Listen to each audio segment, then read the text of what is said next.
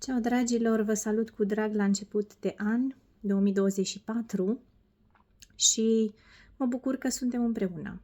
Iată ce întreabă cel mai des managerii, liderii, coordonatorii de echipe. Cum pot să fac ca oamenii din echipă să mă urmeze?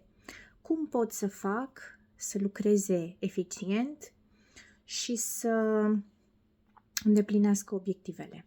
Ei bine, răspunsul, bineînțeles că nu este simplu, dar există câteva elemente care reprezintă o constantă, indiferent de domeniul în care lucrăm și indiferent de mărimea echipei pe care o coordonăm.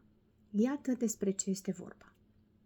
Pentru ca oamenii să ne urmeze ca lideri, este necesar să aibă încredere.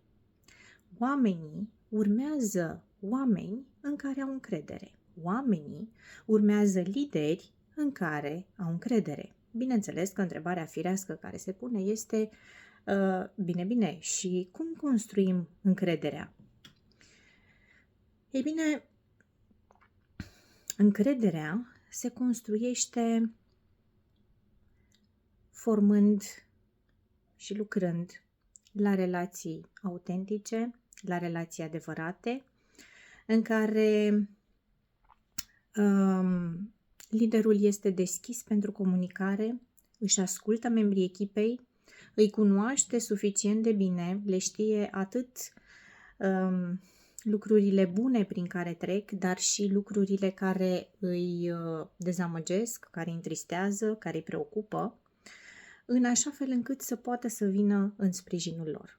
Deci, iată, una dintre constante, indiferent de mărimea echipei, de domeniul în care lucrăm, este aceea că pentru ca oamenii să te urmeze ca lider, trebuie să aibă încredere în tine.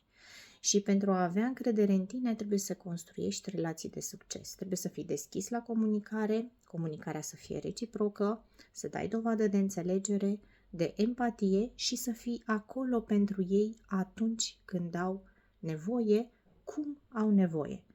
În semn de recunoștință, mulțumire, aceștia inevitabil vor veni înapoi proactivi, dornici să muncească, să consolideze echipa, să pună umărul la treabă și împreună, ca echipă, să construiți și să lucrați pentru atingerea obiectivelor.